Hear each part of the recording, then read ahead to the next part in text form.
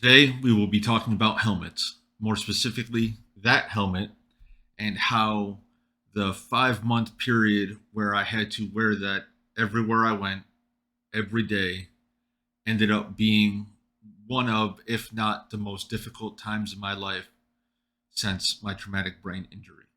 Hello, and thank you for joining me again on another video. If you are new to the channel, my name is Lee, and in December of 2009, I suffered a moderate to severe traumatic brain injury.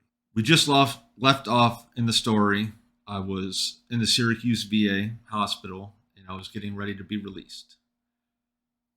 Before I continue with the story, I just want to say that it is my opinion, it is my impression, it is my thinking that the stories I'm about to tell you would more than likely have never happened if I was given a true medical helmet instead of the VA making my mom go out and buy a helmet. Yes, that helmet. Now, like I said, the time after I was released ended up being some of the toughest times of my life. I was released from the VA hospital around Valentine's Day of 2010. And the first night I was released, we ended up going out to get dinner someplace with my parents. And the hostess saw me with the helmet, saw me walk to the table with the helmet, sit down, and then take the helmet off, and then noticed the rather large scar on my head. And she decided to sit with us and ask us questions about why I was wearing the helmet and what had happened. That was probably the nicest or most decent interaction that I had with the helmet in the rest of the 5 months. When I was released from the hospital, I had something that they call a PICC line. A PICC line is a thin, soft, long catheter tube that is inserted into the vein in your child's arm, leg, or neck. The tip of the catheter is positioned in a large vein that carries blood into the heart. The PICC line is used for long-term intravenous antibiotics, nutrition, or medication, and for blood draws. That is a picture of not my arm, but of what it looks like. And I bring that up because for the first approximately 2 months after I was released from the hospital, I had to have the PICC line in my arm for regular dosages of antibiotics. Again, the part of my skull that was removed because it had gotten infected, and the PICC line and the antibiotics was to make sure that none of the rest of my remaining skull were to get infected. Now, the PICC line dosages, it was a pain in the butt. I had to be given medication every 7 hours. Now, I was never very good at math, but from what I'm told, seven doesn't go into 24 hours a day evenly. And so, unlike a lot of other medications where you can take them when you wake up, take them before you go to bed, take them at lunchtime, or set a regular schedule to take the medications, the antibiotics for the PICC line, the times had to be changed every day, and oftentimes going throughout the night, 11 o'clock at night, 12 o'clock, 1 in the morning. And just having been through the events that I had been through, my sleep schedule was already severely compromised. So having to wake up in the middle of the night and take intravenous antibiotics didn't help the situation at all. I was actually not allowed to give the medication to myself at the time. One of my parents, or I believe my cousin at some point, had helped me with the antibiotics because, again, I was, for some reason, not allowed to do it myself. It was always fun when we were traveling and we were out in public. Sometimes we would stop at a gas station or at a fast food place and go inside, and you'd see me sitting there with a helmet on and then roll up my sleeve and have all these tubes hanging out of my arm and giving me shots, and the look that um, passerbys would give us was always entertaining. I believe one time we had a cop giving us some interesting looks, and then I guess he just wasn't concerned, or maybe realized that it was a medication, just didn't bother to question us, which was a good thing because it would have been a interesting story to tell him. Now, again, I bring this up because I've said that the time with my helmet was in some ways more traumatic than the actual injury itself. Pretty much, well, let me start with this. After I was released, I was on my own personal lockdown. I know a lot of people, my mom specifically, had trouble with the COVID lockdowns, being stuck in your house and being told that you can't go anywhere or do anything. It didn't particularly bother me too much because I had years before, during this time in my life, already been in my own lockdown.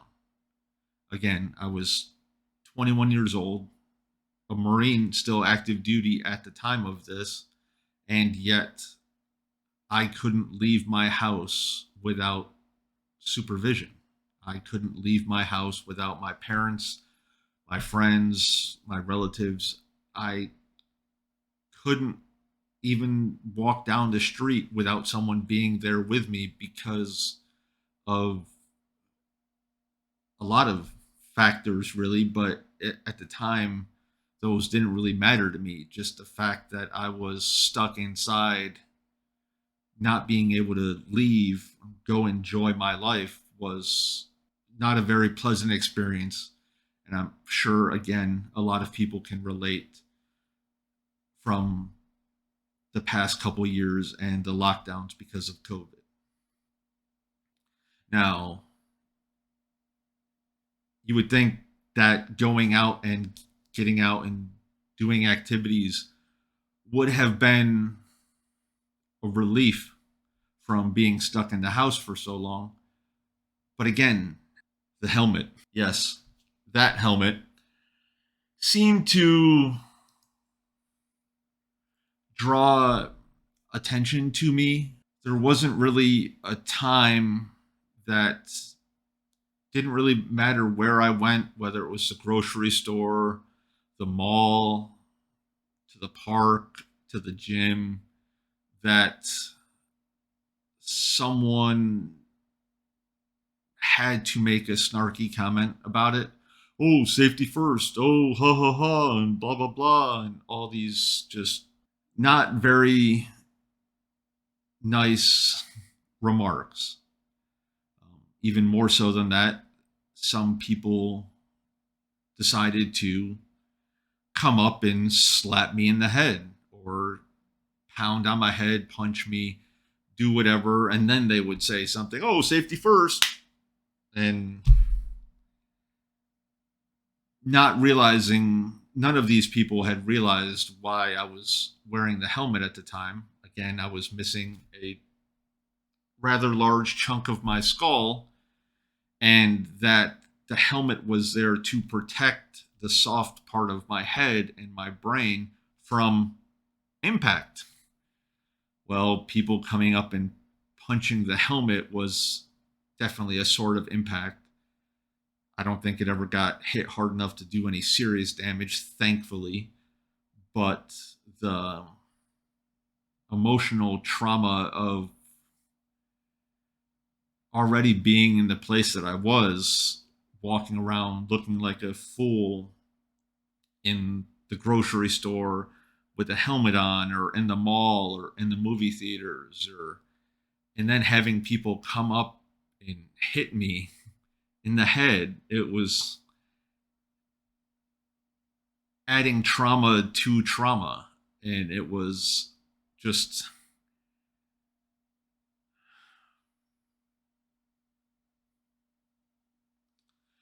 I didn't want to stay at home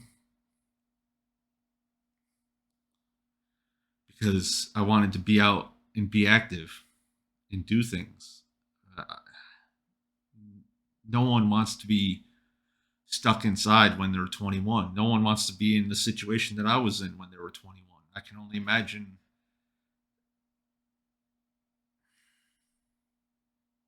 But then when you go out and get harassed and get assaulted and get,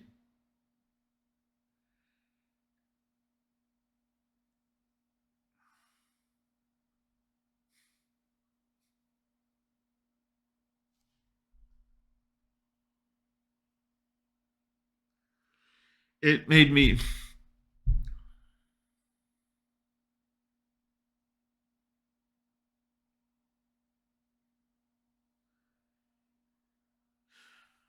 it made me question a lot of things.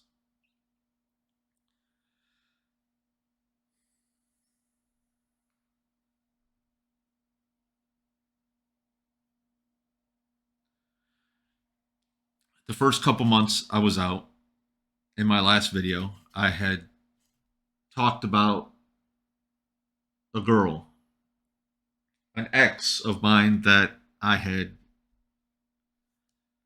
just broken up a few months before, or I had just gotten dumped a few months before my initial injury.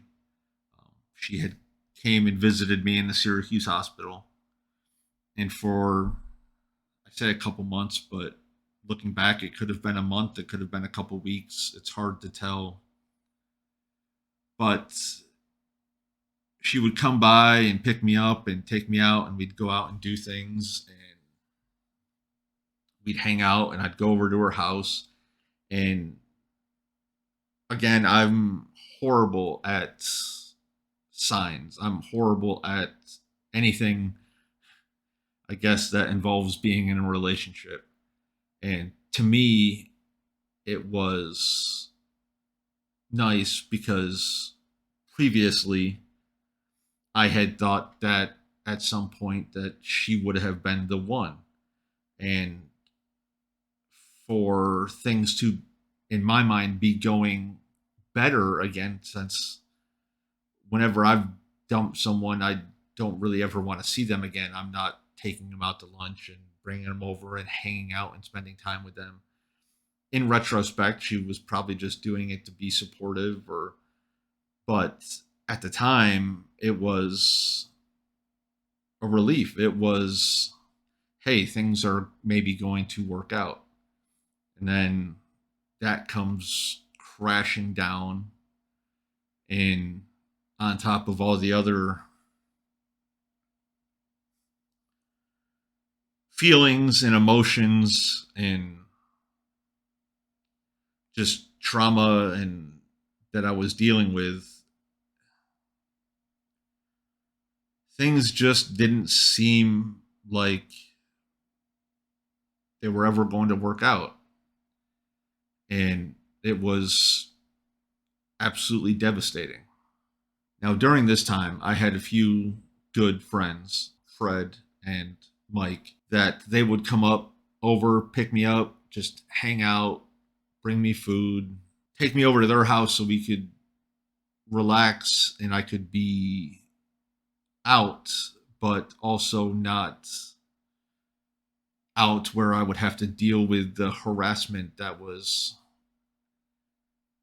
almost a constant at this point in time. And I am very thankful for them because they made it much easier for me to deal with this time of my life.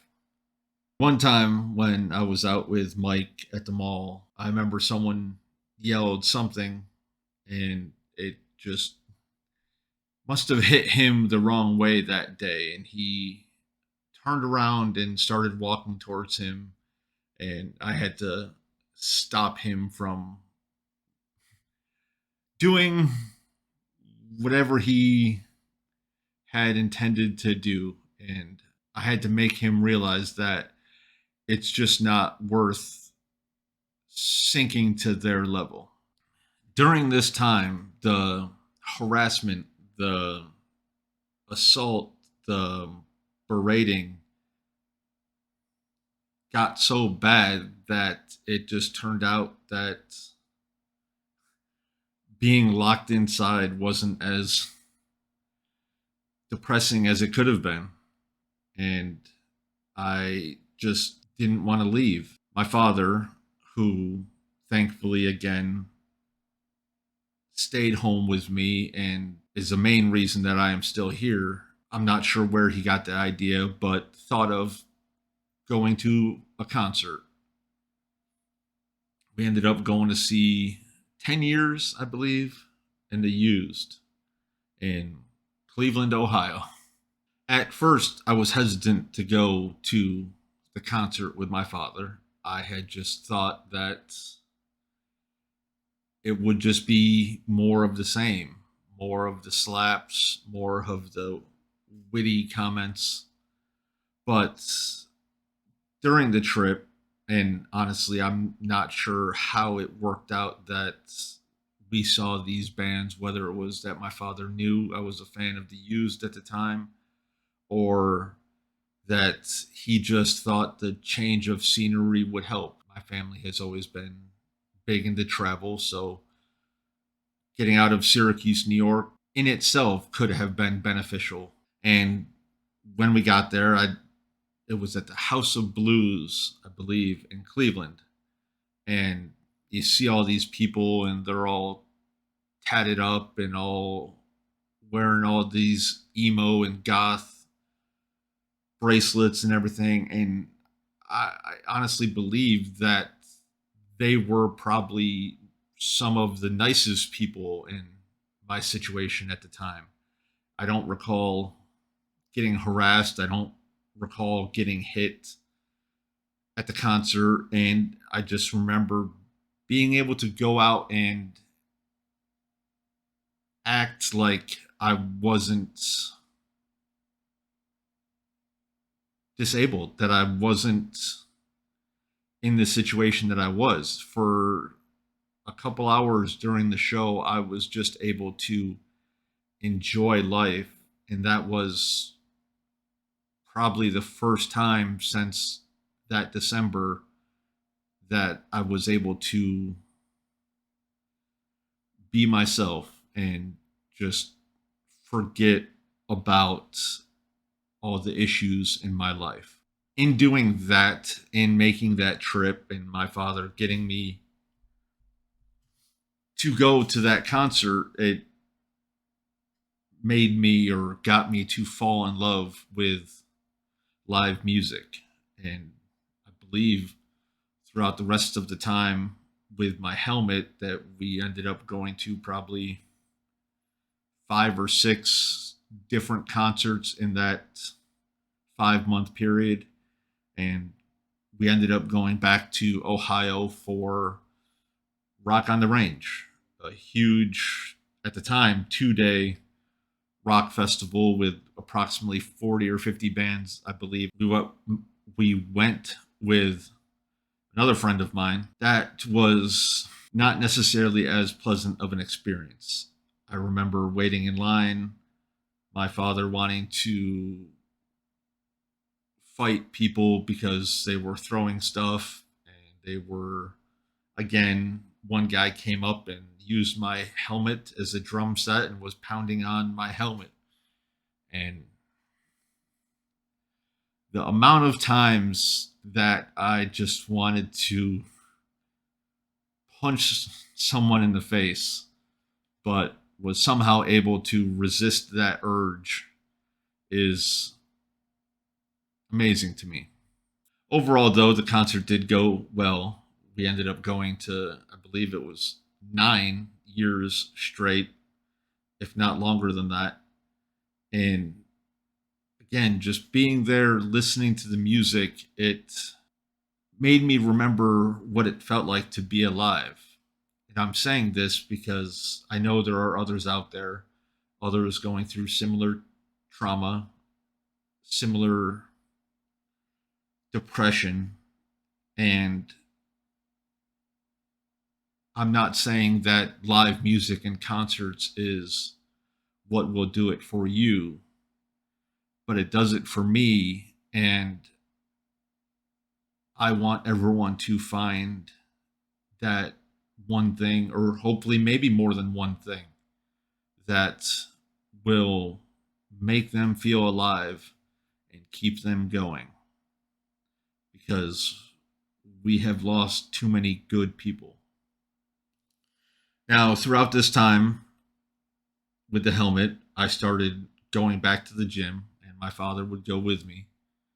And I was aware that after this period of my life was over, that I was going to have to go back to active duty with the Marine Corps. So I didn't want to get in any worse shape than I was at the time. And I said we started going back to the Y. And again, there's good experiences and bad experiences. There was an older gentleman named Dan there he was a really nice dude. Always tried to show us the newest and coolest apps on his phone. I remember him showing us voice to text apps before they were ever as big as they are now. And he was just a really nice guy. And it was just good to be able to, again, have a conversation with someone and them not judge you for your appearance or the problems that you're going through. Now, of course, where there's good people, there's also jackasses. And I remember one time I was going to fill up my water bottle, and these two, I don't want to say kids, but they were probably a little bit younger than me at the time, maybe 18, 19 years old. They came up to me and again were making jokes and, oh, nice helmet, where'd you get it? And I made a snarky comment back at them, and they didn't like that. They had thought that it was a 2-on-1 situation, so they had started to approach me like they were going to do something. Again, I don't know. It never got that far. My father luckily came around the corner and said, hey, what the fuck's taking you so long? And I think they realized that it would have been a more even of a fight and backed off and just went about their business. Never once in my life, I know I've talked to a lot of people about this, and people say, oh, well, if people knew why you're wearing the helmet, they might not have come up and hit you in the head, or oh, if this, or oh, if that. Oh, they didn't mean anything bad by it. They weren't trying to hurt you. They were just trying to have fun. Well, that might be the case, but never in my life have I seen someone with a bike helmet and just walked up and punched them in the head thinking that it would be fun. Never have I seen someone riding riding rollerblades down the street and pushed them over and thought it would have been a good time. I've never seen someone with crutches and said, oh, hey, let me go kick out his crutches. So again, to say that, oh, well, they didn't mean anything by it, they weren't trying to hurt you. What the fuck were they trying to do? I mean, it's just, again, I don't know what goes through people's heads. After being released from the VA, I still had months of therapy to go to. And since I couldn't leave my house on my own, you can but guarantee that I couldn't drive anywhere. And so I had to, again, rely on others. My cousin and my uncle had volunteered to give me rides to the VA. Over the course of, again, the 5+ months, because even after they put the plate in my head, I wasn't able to drive for 2 or 3 months after that. Over the course of those months, it got to the point where the therapist at the hospital would be able to tell who gave me a ride to the hospital for therapy, because my uncle, he was in the Army. I won't necessarily hate on him for that, but he was always late and always took the through the city route, never took the highway, and just liked to take his time. And my cousin, who's younger, still probably maybe 10 years older than I am, but didn't have a problem going on the highway and actually being on time. And so again, the therapists were able to tell, and they would ask me, oh, hey, did your uncle give you a ride today? Or they would know that if I was late, they'd know who it was that drove me there. Another thing that happened during this time period was before my injury, my mother was going to have one of her knees operated on. I believe it was her right knee, but I'm not 100% sure on that one. And so when I was growing up, I had bunk beds, and my father had taken one of the bunk beds from upstairs and moved it downstairs in the living room. So that way, after my mother had her operation, she could sleep down there and obviously not have to worry about getting up and downstairs and be able to see the TV. Now, after my injury and after I got home, that is where I slept for the foreseeable future because there was no way that my mom was going to be having her surgery while I was going through what I was going through. And anyone that knows a bunk bed, they have the railings on the ends or the steps so you can get on top of the top bunk. And one night when I was sleeping, I rolled over or readjusted myself and I lifted up my head, and on the side where the plate is now, just happened to slam my head right there where it was, again, soft at the time. And I slammed it down on the railing of the bed. And needless to say, I was quite concerned that I had possibly just caused damage to myself. So we spent the next probably 5 or 6 hours at the VA hospital in the emergency room getting checked out. Finally, July 1st arrives, and it was the day of my surgery to put the plate in. And I get taken to the hospital, and I'm in preparations, and the doctor comes in and informs me that they have to postpone the surgery. At this time, I was devastated. You get closer and closer to the date, and you're like, hey, it's almost over. It's almost over. And then you're there, and it's just like, hey, this is it. I'm free, and then they tell you that you have to wait. And it was just a blow to the gut of having to go home and deal with everything that I've been dealing with for so long. Just the fact that it wasn't over and it was just going to continue just sent me downwards. And then on July 15th, they were able to do the surgery and put the plate in, and things couldn't have been better at that time. All the snarky remarks, the times with the helmets, the getting hit in the head, it was over. It was like I was starting fresh. The trauma on top of the trauma was, or so I thought, coming to an end. Now, again, for a few months after having the plate in, I was still unable to drive. I could at least go for a walk around my neighborhood without needing assistance, but it took me, I believe I was on a certain anti seizure medication, and a side effect, a common side effect of traumatic brain injuries can be increase in seizures. And to this day, luckily, I have yet to have a seizure, but obviously, a seizure is not something that you want to have while you are driving. So after they put the plate in, I believe they took me about a month or two to wean off of the medication that I had been taking. Another month or two after that with no seizures before the doctors had allowed me to drive again.